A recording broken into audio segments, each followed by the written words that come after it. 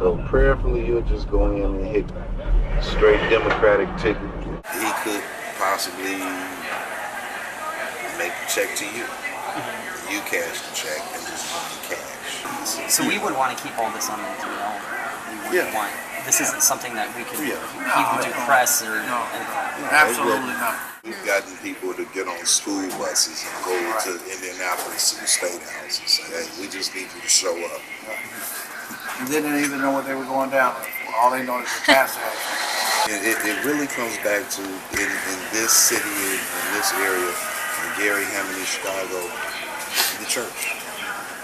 It's going to be the driving force for anything that happens. We put politicians in office. Our journalists met Reverend Marlon Mack of Sweet Home Baptist Church in Gary, Indiana, on the night of the state's primary election in May. He was attending a victory party for local Democrats. Getting, the bodies from point A to point B, from the pews to the polls. I mean, we make our vans available. We do voter registrations in our churches. Get people registered. We make our vans available to take people to polling places.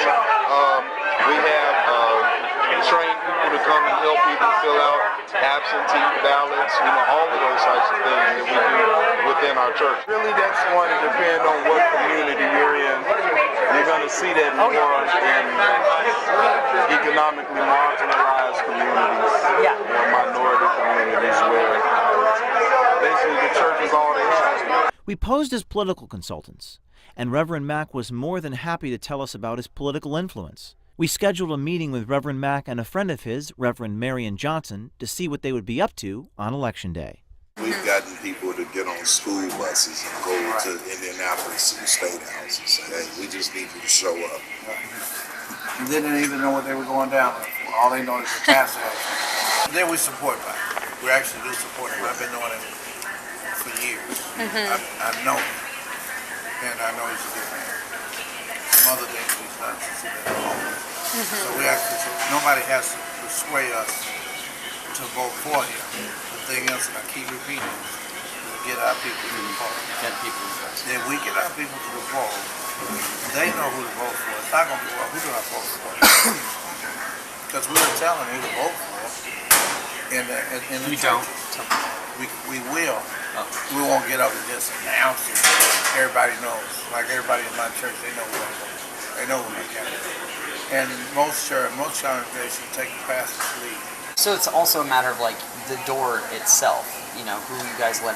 So it's not technically an endorsement, but the fact that they say, okay, well, the pastor, and that's not a fight. We're not worried about well, it's not a 501. IRS code provides that 501c3 organizations cannot, quote, participate in or intervene in any political campaign on behalf of, in opposition to any candidate for public office, unquote.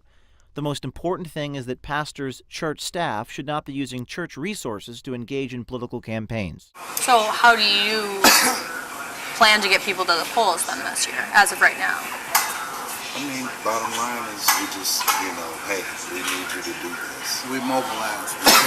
We go pick our people up. Yeah, we need you to go. We need you to do this. We need, I know we're not supposed to tell you who to vote for, but we can tell you why you should vote for this person. My thing is this, when I make my announcement, I think I shared this with you yesterday, what I do is tell people I want to vote for. I said, I'm voting for Hillary Clinton. That's automatically telling my congregation to vote for me. Reverend Mack and Reverend Johnson told us many times that they were sure their community would follow their lead at the polls as long as they had the funds. Church vans. We have churches that make their vans available. So you could use money for what? For gas? Right, and to pay drivers. The drivers, and then if they wanted to stop and get a... You may have to feed a few people. Oh, so the drivers aren't volunteers? They are volunteers, but you can get more. You want to... You can get more if you have bus drivers. Have a little something for them. You pay them. Yeah. You can get more. See, we're still working with an impoverished area. If I tell a guy I need you to drive all day, I say, well, Pastor, look, I can give you a couple hours, but I got to do something else. Well, I'm trying to make it. exactly. Well, if I tell them I can have you drive all day and this is what I'm going to be able to give you for driving all day, and plus I'm going to give you something. Even that could possibly work because, I mean, just in case, we do need to get people to our churches before they go to the polls, load up on them. We may have something inside the church where we can say, now listen, when you go to the polls, Like a little this is what's at stake, and this is what we need to do. We need to make sure that, you know, this person has our best interests at heart. This person supports this, and that doesn't help us. And, you know, just have donuts and coffee, and I mean, even if it's just that. Piece of check, Yeah, you know, and just, you know, and, it's like a and rally. get them It's out. a campaign rally.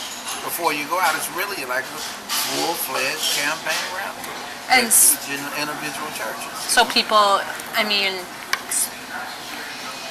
they might, they're hungry. They might, you know, they can't spend a day. They need to go out and get resources and food for themselves. But if you have all that stuff for them, they're not going anywhere. They're going to do exactly what you directed them to. They were hoping that our journalists would connect them with a donor to fund their Get Out the Vote efforts, and there was a very specific way they wanted the donation to be made. It would be done confidential through the pastor. So, help me understand just from the how it would have transaction. I mean, he could possibly make the check to you. You cash the check and just give me cash. Or he could make the check to a particular church. And I mean, it works out because it's a charitable donation to him because it looks like he just gave a donation to a church. Yeah, if he just writes it to a church, then it's just a donation to the church. Because then there might be like a, you know, say, oh, how did you got a check, how did you spend the money, and make sure, we have to make sure it went to the church. Right, Okay. that would be a paper trail. Okay. The simplest way would be, so you don't have to worry about any of that. He would make the check to you guys. You guys would cash it and give it to us as a charitable donation to the church. Okay. And that could be anonymous. Right, anonymous. A It's charitable going to- donation will never get you in any trouble either, and it won't get us in any trouble. But say some Republican decides he wants to find out. And then we got these check trail. Yeah, he writes a check to a church. Okay, why is he writing a check to a church in Gary, Indiana?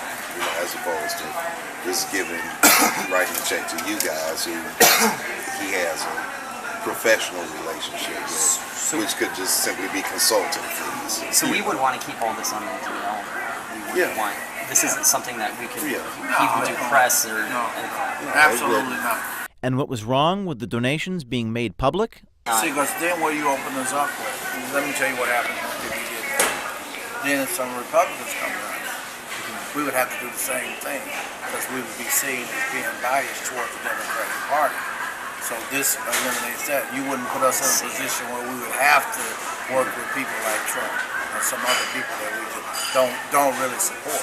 Our people don't support them, but we would have to just go through the motion because we did it with you guys. I mean, literally, we can have 20 vans rolling, you know. And you see all these vans rolling to the polls with the name of the churches and the pastor's name on the side. And they know that the pastor's provided that.